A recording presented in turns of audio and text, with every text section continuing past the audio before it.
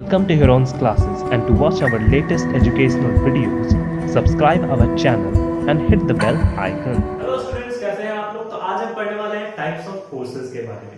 हमने पहले क्लास में पढ़ा था कि फोर्स आखिर है क्या और फोर्स के कारण क्या कुछ हो सकता है, इफेक्ट्स ऑफ फोर्स के बारे में। और हमने ये भी जाना था कि कोई भी बॉडी अगर अपनी जगह से मूव करती है या फिर अगर वो अस्थिर है तो ये सब फोर्स के कारण ही हो पा रहा है। अब फोर्स तो तरह तरह से लग सकता है, तो फोर्स के उन तरीकों के आधार पर हम उसका नाम दे देते हैं कि ये इस टाइप का फोर्स है, ये इस टाइप का फोर्स है। आज हम कुछ ऐसे 4 बेसिक फोर्सेस के बारे में पढ़ेंगे जिनके ऊपर पूरी दुनिया टिकी हुई है। अब चलिए उन फोर्सेस को हम जानते हैं। जानने के लिए हमारे साथ बने रहिए। चलिए शुरू करते हैं। तो बच्चों, मेरे पास एक नोटबुक है और एक डस्टर है। अब आपको लग रहा होगा कि आखिर मैं करने क्या वाला हूं। तो ध्यान दीजिए, अगर आप मुझसे बोलो कि इस डस्टर को पॉइंट ए से पॉइंट बी तक ले जाइए, तो मैं करूंगा क्या? मैं इसे टच करूंगा, क्योंकि ये जादू से तो नहीं होने वाला है, मुझे टच करना पड़ेगा, राइट? फिजिकली कांटेक्ट करना पड़ेगा इसे, और मैं इसे पुश करते हुए यहां से यहां तक ले आ पाऊंगा, क्योंकि बिना फोर्स के ये बॉडी अपनी जगह तो नहीं बदल सकती है, मूव नहीं कर सकती बिना फोर्स के। तो मैंने टच किया और एक फोर्स लगाया, राइट? तो यहाँ पे आपने देखा कि मैंने इसे कांटेक्ट किया। तो जब आपको फोर्स लगाना हो किसी बॉडी पे और उसके लिए आपको कांटेक्ट करना पड़ जाए, या फिर दो बॉडी के बीच में फोर्स लग रही हो और ये कांटेक्ट के कारण पैदा हो रहा हो, टच होने के कारण, तब इस तरह के फोर्सेस को हम बोलेंगे कांटेक्ट फोर्सेस, जहां पे टच हो रही हो चीजें, राइट? फिजिकली कांटेक्ट में हो। अब एक और फोर्स है। अब ध्यान दीजिए कि मैं अगर इस डस्टर को यहां रखूं और फिर मैं इस कॉपी को थोड़ा सा टिल्ट करूं, ये क्या है? ये डस्टर अपने आप नीचे चली जाती है। मैंने तो इसे धकेला नहीं और ना ही मैंने इसे खींचा, तो ये अपने आप नीचे कैसे आ रही थी?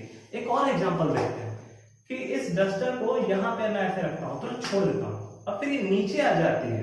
अब मैंने तो इसे ऊपर से धकेला भी नहीं था और ना खींचा था, तो ये फिर अपने आप कैसे आई? तो ध्यान दीजिए, ये अपने आप फोर्स के कारण ही आई होगी। बिना फोर्स के तो बॉडी मूव नहीं कर सकती है। पर फोर्स लगाया कौन?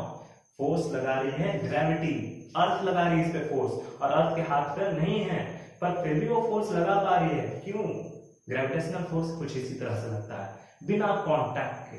तो हमने ऐसे फोर्सेस भी अभी देखे जो बिना कांटेक्ट के भी लग सकती है। जब फोर्सेस बिना कांटेक्ट के भी लग जाए तो उन तरह के फोर्सेस को हम बोलते हैं नॉन कांटेक्ट फोर्स। तो दो तरह के फोर्स हो गए, एक तो हो गया कांटेक्ट फोर्स, जहां पे कांटेक्ट करना पड़ रहा था, टच करना पड़ रहा था, और एक है नॉन कांटेक्ट फोर्स, जहां पे टच नहीं करना पड़ रहा था फिर भी फोर्स लग जा रही थी। अब हम पहले फोर्स के बारे में पढ़ते हैं कि कांटेक्ट फोर्स के कितने प्रकार हैं। तो कांटेक्ट फोर्स दो तरह की होती है, एक तो है मैस्कुलर फोर्स और दूसरी है फ्रिक्शनल फोर्स। पहले हम मैस्कुलर फोर्स के बारे में बात करते हैं। तो मैस्कुलर फोर्स कहने का मतलब नाम से ही आपको लग रहा होगा मैस्कुलिन, ठीक है? अब इसका मतलब सिर्फ ये आप बिल्कुल नहीं समझेंगे। मैस्कुलर फोर्स कहने का मतलब अगर कोई वर्कर अपनी पीठ पर कोई लगेज टांग के लेके जा रहा है तो वहां पे वो अपनी एनर्जी खर्च कर रहा है, मैस्कुलर फोर्स लगा रहा है उसे होल्ड कर पाने के लिए, तब यहाँ पे आप कह सकते हैं कि ये मैस्कुलर फोर्स। अगर कोई फुटबॉलर किसी फुटबॉल को किक कर रहा है तो उस फुटबॉल को किक करने के लिए उसे टच करना पड़ रहा है, और तब फुटबॉल अपनी जगह बदल पा रहा है, फुटबॉल की जगह बदल रही है, वो अब लॉन्च हो गया है। तो इस तरह के फोर्सेस को भी हम कांटेक्ट फोर्स कहेंगे, और ये क्या है? मैस्कुलर फोर्स है। क्यों? क्योंकि ये इंसान अपनी मैस्कुलर फोर्स लगा रहा है, उसमें अपना बाहुबल लगा रहा है, राइट? तो मैस्कुलर फोर्स किसी इंसान के द्वारा लग सकता है, किसी जानवर के द्वारा लग सकता है, कोई बींग के द्वारा लग सकता है, ठीक है? अब एक और एग्जांपल आपको दिख रहा होगा कि ये जो वर्कर है या फिर ये जो एथलीट है, ये एक स्पीयर फेंक रहा है, एक भाला फेंक रहा है, ठीक है? तो यहाँ पे भाला वो कैसे फेंक रहा है? वो मैस्कुलर फोर्स के कारण ऐसा कर पाता है। तो हमने मैस्कुलर फोर्सेस के एग्जांपल देखे, ये हम लगा सकते हैं, कोई जानवर लगा सकता है, कोई बींग लगा सकता है। अब हम आते हैं दूसरे पड़ाव पर। तो चलिए फ्रिक्शनल फोर्स के बारे में हम पढ़ते हैं। फ्रिक्शनल फोर्स भी एक कांटेक्ट फोर्स है। क्यों? क्योंकि यहाँ पे भी जो फोर्स लगती है वो फिजिकल कांटेक्ट के कारण लगती है। अगर फिजिकल कांटेक्ट ना हो तब फ्रिक्शनल फोर्स नहीं लगेगी। तो यहाँ पे देखिएगा फ्रिक्शनल फोर्स के बारे में कि एक रफ सरफेस मैंने बनाया है और एक स्मूथ सरफेस बनाया है, और ये कैरम का गेम चल रहा है, जहां पे आपके हाथ में एक स्ट्राइकर है। जब आप स्ट्राइकर को इस कैरम के रफ सरफेस पे रखते हो, दो तरह का कैरम है, एक तो काफी पुरानी हो गई है और एक काफी नई है, आपने अभी अभी लाई हो। तो जब आप रफ सरफेस वाले कैरम पे हिट करते हो, तो हिट करने का मतलब फोर्स लगाना, तो आप कर क्या रहे हो? फोर्स लगा रहे हो, राइट? फोर्स लगा रहे हो। तो जब आप रफ सरफेस वाले कैरम पे हिट करते हो तो ये कैरम कहां तक जाएगी? जहां ज्यादा यहां तक जाएगी, इससे ज्यादा तो नहीं जाएगी। अगर आपको ये रफ सरफेस वाले कैरम पे ज्यादा दूर तक ले जाना है तो आपको फोर्स भी ज्यादा लगाना पड़ेगा। क्या लगाना पड़ेगा? फोर्स भी ज्यादा लगाना पड़ेगा। मैंने बड़ा एफ लिखा है, करने के मतलब ज्यादा फोर्स लगाना पड़ेगा। क्यों ज्यादा लगाना पड़ेगा? क्योंकि रफ सरफेस है। क्यों फोर्स ज्यादा लगाना पड़ जा रहा है रफ सरफेस पे? तो ध्यान दीजिएगा, रफ सरफेस पे इरेगुलर सरफेस होता है, कुछ इस तरह के होते हैं। इरेगुलर सरफेस हम इसको बोलते हैं, इरेगुलर सरफेस। अब ये इरेगुलर सरफेस में एक ध्यान देने वाली बात ये है कि जब कैरम का ये स्ट्राइकर होगा, जब आगे की तरफ जाएगा तो ये जो है इसका जो ये पोर्शन है, ये इसे क्या करेगा? पीछे की तरफ फेंकेगा। ठीक है, ये पोर्शन पीछे की तरफ फेंकेगा। मान लीजिए आपने जो फोर्स लगाया था इसको ओवरकम करके यहां तक चलाया, ये जो स्ट्राइकर है यहां तक चलाया, तो फिर भी यहां पे अटकेगी। आगे जाएगी तो यहां पे अटकेगी, फिर यहां पे अटकेगी। अटकना इसे हर जगह है। तो अगर आप कम फोर्स लगाते हो तो ये थोड़ी देर मूव करके ही रह जाएगी। ज्यादा फोर्स लगाओगे तब जाके यहाँ पे आ पाएगी। तो रफ सरफेस में आपको ज्यादा फोर्स लगाना पड़ता है। क्यों? क्योंकि रफ है। ये पैटर्न कुछ इस तरह के हैं। इस पैटर्न को क्या बोलते हैं? Grooves and ridges. Grooves and ridges बोलते हैं इस तरह के पैटर्न को, जहां पे चीजें फंस जाती हैं। और जब ये चीजें फंस जाती हैं तो इस पे फोर्स लगता है। किसके द्वारा फोर्स लगता है? सरफेस के द्वारा। ये क्या है? सरफेस है। और आखिर स्ट्राइकर क्यों रुक रही है बीच बीच में? बिना फोर्स के कोई भी चीज नहीं रुकती है। स्ट्राइकर अगर रुक रही है बीच बीच में तो ये जरूर फोर्स किसके द्वारा लग रहा है? सरफेस के द्वारा लग रहा है। और जब सरफेस के द्वारा कोई फोर्स लग रहा है तो उसको हम क्या बोलेंगे? Frictional force. तो यहाँ पे आपने देखा कि ये फ्रिक्शनल फोर्स लग रहा है। किस पे लग रहा है? कैरम पे लग रहा है। क्यों? क्योंकि इसके पैटर्न कुछ इस तरह से है। और हम यहाँ पे देखते हैं स्मूथ सरफेस पे, तो स्मूथ सरफेस पे कम फोर्स में ही छोटा सा फोर्स लगाएंगे और तब भी ये कैरम कहाँ चली जाएगी? यहाँ तक चली जाएगी। ऐसा क्यों हुआ? क्योंकि इसकी सरफेस स्मूथ है, इसमें इतने सारे ग्रूव्स एंड रिजेस नहीं है। ऐसा नहीं है कि ये पूरा स्मूथ होगा। अगर इसको भी बारीकी से देखें, जूम करके, तो कुछ ऐसा होगा। ये स्ट्राइकर यहाँ पे भी अटकेगी लेकिन कम अटकेगी, क्योंकि इसमें ग्रूव्स एंड रिजेस कम हैं, जिसके कारण ये फ्रिक्शनल फोर्स क्या लगाएगा? कम लगाएगा। देखो मैं छोटा फ्रिक्शनल फोर्स लिख रहा हूं, छोटा फ्रिक्शनल फोर्स, क्योंकि ये स्मूथ सरफेस है, ये फ्रिक्शनल फोर्स कम लगाएगा। तो यहाँ से हमने जाना फ्रिक्शनल फोर्स है क्या।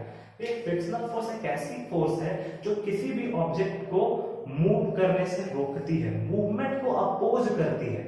अब जितना ज्यादा फ्रिक्शनल फोर्स होगा उतना ही ज्यादा मूवमेंट अपोज्ड होगी, जितना कम फ्रिक्शनल फोर्स होगा उतना ही कम अपोज करेगी। तो यहाँ पर हमने देखा फ्रिक्शनल फोर्स ज्यादा था तो बॉडी को मूव करने में परेशानी हो रही थी, फोर्स ज्यादा लगाना पड़ रहा था। जब फ्रिक्शनल फोर्स ज्यादा था तो यहाँ पे F और R अगर मैं लिखता हूं या फिर F और F में लिखता हूं तो समझना फ्रिक्शनल फोर्स ये यहाँ पे ज्यादा है तो आपको भी क्या करना पड़ेगा? ज्यादा फोर्स लगाना पड़ेगा। अब यहाँ पे कम फ्रिक्शनल फोर्स है तो मैं यहाँ पे छोटा FF लिखता हूँ, और जब फ्रिक्शनल फोर्स कम है तो आपको फोर्स कम लगाना पड़ेगा। तो इस तरह से मैं फ्रिक्शनल फोर्स को समझा।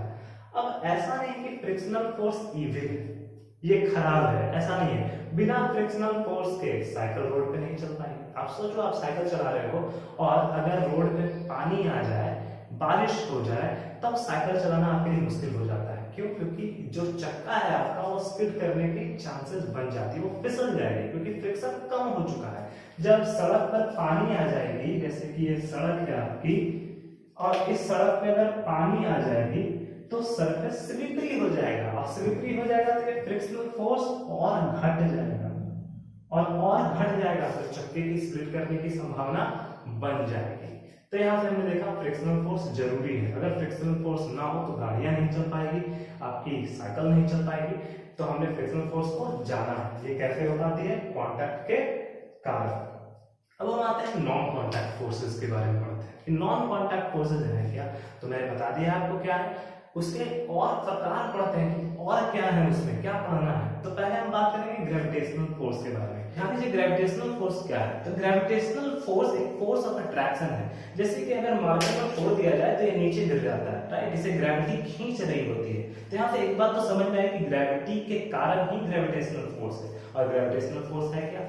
Force of attraction. चीजें अगर खींच रही हो, एक बॉडी अगर दूसरे बॉडी को खींच रही हो तो हम कहेंगे कि ये ग्रेविटेशनल फोर्स है। पर एक कंडीशन है, ये तभी लगती है जब उन दो ऑब्जेक्ट का कुछ ना कुछ मास हो। जैसे कि ये ऑब्जेक्ट है, इसको मैंने ए नाम दे दिया, और ये ऑब्जेक्ट है, इसको मैंने बी नाम दे दिया, और अगर इनका कुछ ना कुछ मास हो, कुछ ना कुछ मास हो, ये 1 ग्राम भी हो सकता है या फिर माइक्रोग्राम में भी हो सकता है। मैं अभी के लिए ले रहा हूं, ये 2 केजी है, ये 1 केजी है, तब भी क्या होगा, इन दोनों के बीच में ग्रेविटेशनल फोर्स लगेगा। बस मास होना चाहिए, कुछ ना कुछ मास होना चाहिए, ये दोनों के बीच में ग्रेविटेशनल फोर्स लगेगा।